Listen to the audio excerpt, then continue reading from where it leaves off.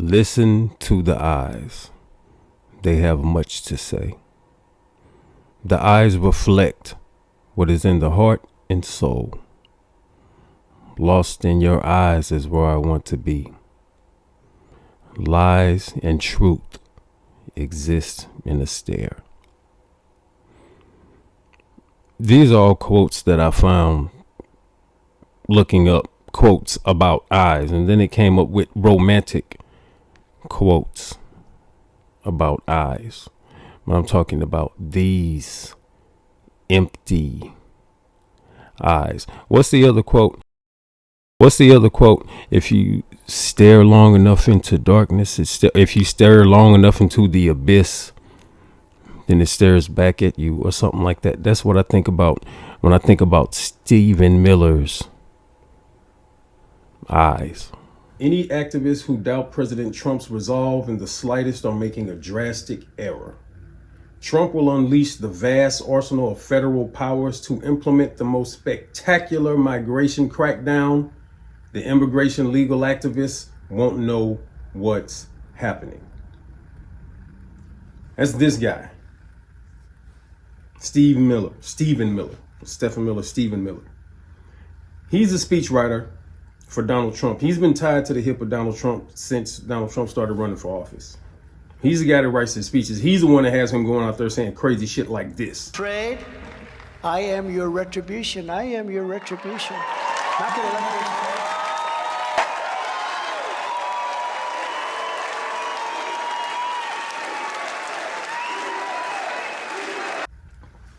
Like, who the fuck does this dude think he is? Fucking Immortan Joe or some motherfucking body? I am your redeemer. It is by my hand you will rise from the ashes of this world.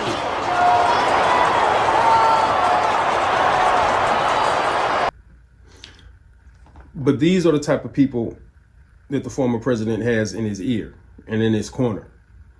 And in Chopping Up Politics, episode 2, I'm going to get a lot deeper into that with Agenda 2025.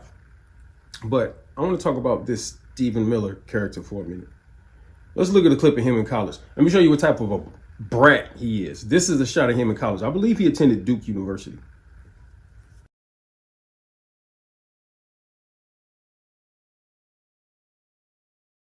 I'm Stephen Miller. Some of you may or may not know who I am. We don't have time to get into that right now. Sick and tired of being told to pick up my trash. And we have plenty of janitors who are paid to do it for us. He's just joking. It's a joke. It may well be that this is a joke, and I think we can sort of understand a high school joke shouldn't be the standard that you're judged by for the rest of your career. I do think, however, in sort of the tone and in that moment, you can learn something about Miller. He was someone who enjoyed riling up a crowd, and he has used that as sort of a political strategy throughout his career of activism. Jean Guerrero is the author of Hate Monger. Now, she spoke on Democracy Now! A few years back about Stephen Miller and some of his influences. Let's just get into a little bit and really trip off who this dude is. Yeah, and speaking of this notion of invasion, could you talk about how Stephen Miller has built his career really around anti-immigration and immigration restrictionism, particularly the role, for instance, that Cordelia Scaife May, the reclusive billionaire philanthropist who bankrolled much of the immigration restrictionist movement, I think about $180 million she donated to groups like the Center for Immigration Studies, Federation of American Immigration Reform, and Numbers USA, all groups which Miller is very close to. Exactly. These are eugenicists who believe in the genetic superiority of whites, who believe in population control for non-white people, and who funded these groups that, as I show in my book, Hate Monger, Stephen Miller pulled policies directly from these groups that, and this is what shapes the immigration policy. I mean, you mentioned the naturalization ceremony that took place at the RNC last night, and that's, really meant to create this dichotomy, this false dichotomy between legal and illegal immigration that does not exist in the Trump administration. The Trump administration likes to say that they're going after criminals and cartels, and that's what the RNC was meant to convey. But if you look at the person who is crafting immigration policy for President Trump, it's Stephen Miller. And Stephen Miller primarily has been targeting families from Africa, families from Latin America, and mostly people who have broken no laws, asylum seekers, refugees, restricting green card access. And if you look at why, and if you connect the dots between what he's doing and his influences, as I try to do in the book, it becomes clear that for Stephen Miller, this is not about national security. This is not about keeping out criminals. This is about re-engineering the ethnic flows into this country to keep brown and black families out, because he was radicalized at a very young age in this belief that you now see permeating the Republican Party, and that you see Trump promoting this belief that brown and black people pose some kind of existential threat to America. Stephen Miller, as I show in the book, at a very young age, as when he was a teenager, going through a difficult time in his life, came into contact with multiple extremists who introduced him to this fantasy that he had to save the country from, the Democratic Party partnering with Muslims, Mexicans, and other people of color who he, because he was exposed to misleading crime statistics like the ones that they put out systematically now that paint brown and black people as somehow innately more violent than white people. He was radicalized to believe that that he was somehow saving the United States, and you now see this hate mongering, this apocalyptic demonization and scapegoating, permeating the Republican Party, permeating the RNC themes. And it's, Stephen Miller, the most powerful advisor in the White House, the top speechwriter, top senior policy advisor, is the man who is behind all of this. But I did always wonder that, because Stephen Miller is such an immigration hawk. And I always wondered why he was to be an immigrant himself, especially with what his people went through. And so his own uncle has come out, in public several times in several interviews and talked about this. But it is kind of strange that he's so anti-immigration, considering what his grandparents and great-grandparents went through. I don't know. I don't understand the dude. But this is your boy. This is the type of guy that your boy Trump likes to hang out with. Or entirely from his public persona. Can you talk about your own family and what would have happened to your family if the immigration policies that Stephen Miller is pushing for were in place when they came to this country? Well, that's a pretty simple question to answer, and one that is not uncommon. To come to the United States, or were unable to go.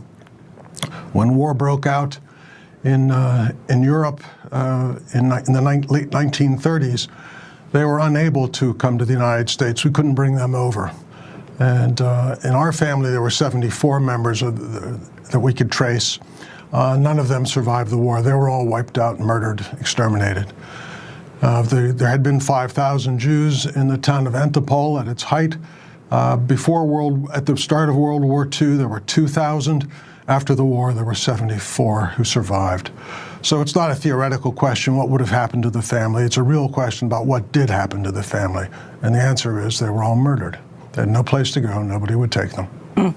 I was wondering your reaction, Dr. Glosser, when Stephen Miller's childhood rabbi, Rabbi Neil Kamas Daniels of Beth...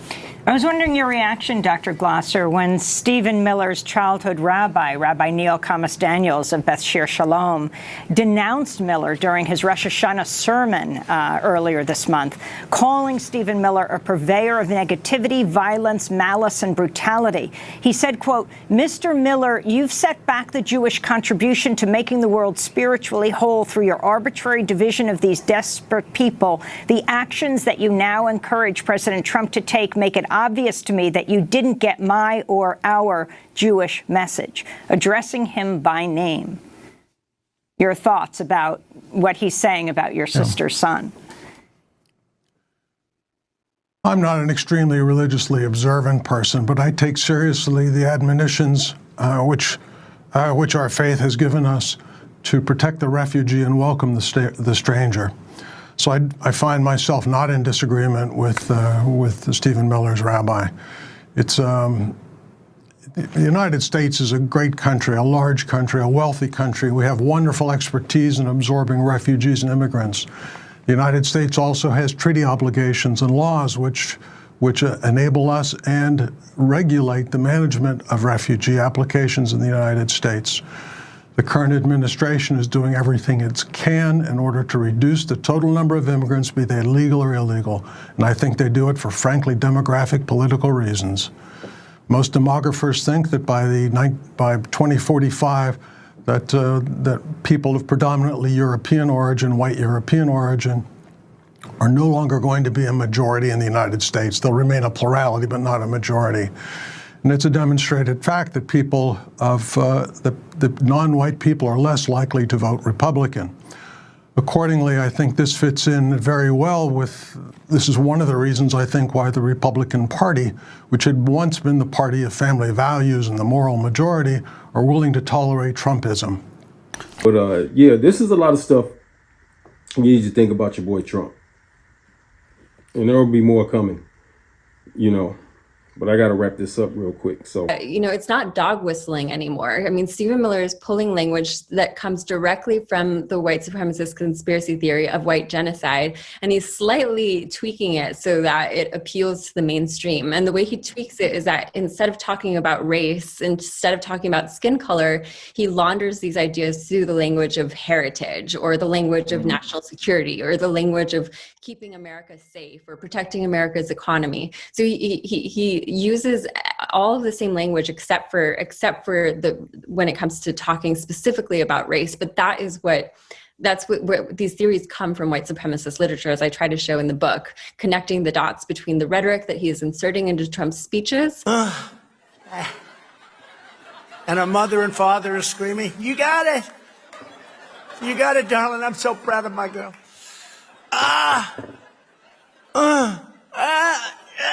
Well, she couldn't do it. Policies that he's pulling directly from think tanks that, as I show in the book, these are think tanks that were created by eugenicists who believe specifically in population control for non-white people and believe in the genetic superiority of whites. So, you know, in 2000, talking about John Stanton. John Stanton, yeah, an eye doctor who, you know, created the Federation for American Immigration Reform. He got the funding for the Center for Immigration Studies, and all of these think tanks that have sort of legitimized themselves in the public view. You see journalists quoting them regularly. These were created with the idea of finding a way to have population control for non-white people, because these people believe that if you have too many brown and black people in the United States, that you're going to see some kind of end to civilization, which is an idea that was prevalent in the California of Stephen Miller's youth, which I delve into in the book, and that's sort of where it comes from. California was a microcosm for what we're seeing nationally today, you know, blaming everything on immigrants. And I can talk more about that later, but I do want to ask you about California, but first, you know, you mentioned. This is JD, your friendly neighborhood makeshift journalist. This is Giant TV, and this was a quick hit. You know, Latin American community, and so in that. The result of this, though, is that our opponents, the media, and the whole world will soon see, as we begin to take further actions, that the powers of the president to protect our country are very substantial and will not be questioned.